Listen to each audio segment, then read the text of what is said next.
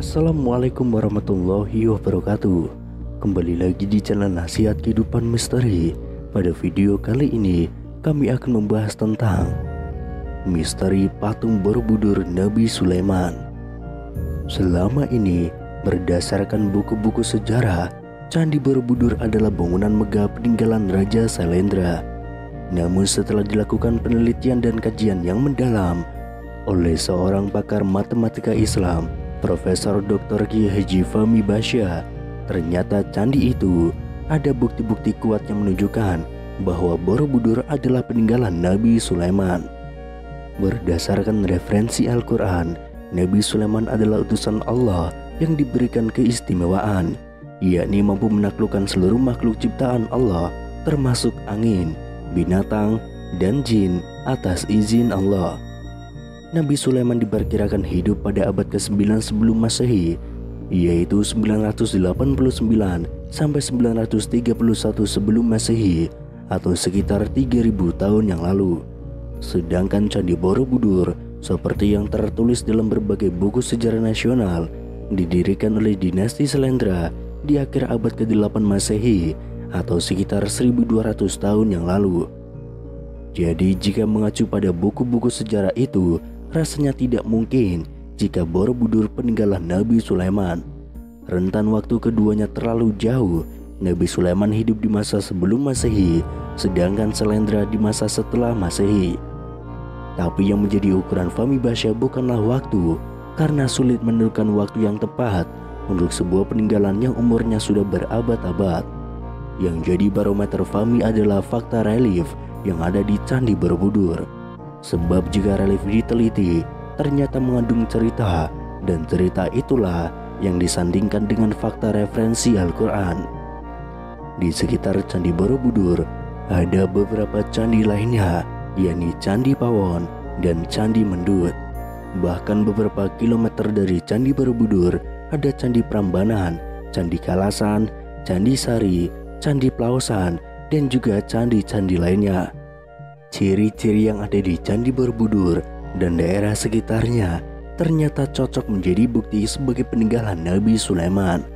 Seperti diceritakan dalam Al-Quran, diantaranya mengenai hutan Sabah atau negeri Sabah, makna Sabah, nama Sulaiman, buah maja yang pahit, dipindahkannya istana Ratu Sabah ke wilayah kekuasaan Nabi Sulaiman, bangunan yang tidak terselesaikan oleh para jin, tempat berkumpulnya Ratu Sabah, patung kematian Sulaiman, dan lain sebagainya. Relief-relief yang ada di Borobudur merupakan simbol-simbol yang mirip dengan kisah Nabi Sulaiman dan Ratu Bilqis sebagaimana keterangan Al-Quran. Pertama tentang tabut, yaitu sebuah kotak atau peti yang berisi warisan Nabi Daud kepada Nabi Sulaiman. Di dalamnya terdapat kitab Zabur, Taurat, dan tongkat Nabi Musa, serta memberikan ketenangan. Kisah itu ada pada relief di Candi Borobudur.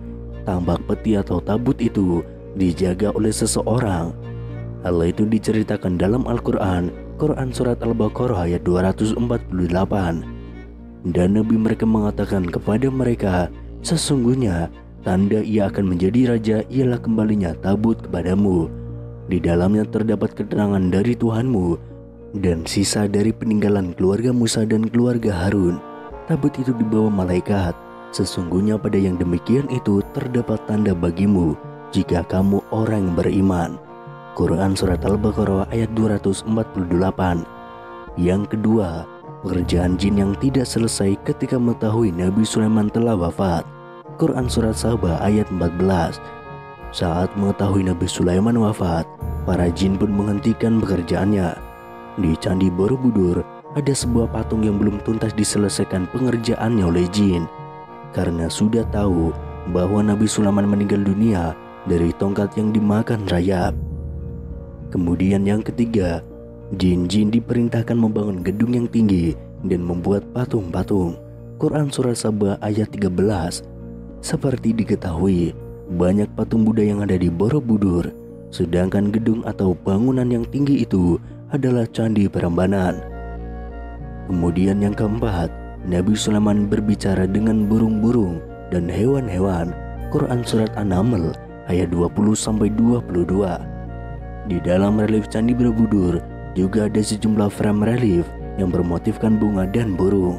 Terdapat pula sejumlah relief hewan lain seperti gajah, kuda, kambing, anjing, monyet, dan lain sebagainya.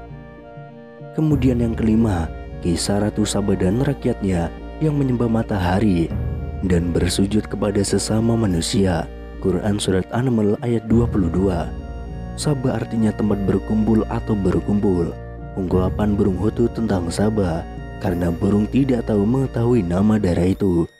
Tempat berkumpulnya manusia itu adalah Candi Ratu Boko yang terletak sekitar 35 km dari Borobudur. Jarak ini juga memungkinkan burung untuk menempuh perjalanan dalam sekali terbang. Yang keenam, Saba ada di Indonesia, yakni Wonosobo. Dalam Al-Quran, wilayah Saba ditumbuhi pohon yang sangat banyak. Quran Surat Saba ayat 15. Dan dalam Kamus Bahasa Jawi Kuno yang disusun oleh Dr. Maharsi, kata wana bermakna hutan, dan Saba atau Sobo berarti adalah hutan Saba. Kemudian yang ketujuh, buah maja yang pahit. Ketika banjir besar menimpa wilayah Saba, pepohonan yang ada di sekitarnya menjadi pahit sebagai azab Allah karena orang-orang yang mendustakan ayat-ayatnya. Tetapi mereka berpaling, maka kami datangkan kepada mereka banjir yang besar, dan kami ganti kedua kebun mereka dengan dua kebun yang ditumbuhi pohon-pohon yang berbuah pahit, yaitu pohon atsel dan sedikit pohon sider. Quran Surat Saba ayat 16. Yang kedelapan, nama Sulaiman menunjukkan sebagai nama orang Jawa. Awalan kata Su merupakan nama-nama Jawa, dan Sulaiman adalah satu-satunya nabi dan rasul yang namanya berawalan Su. Kemudian yang kesembilan, Nabi Sulaiman berkirim surat kepada Ratu Saba melalui burung Hutut.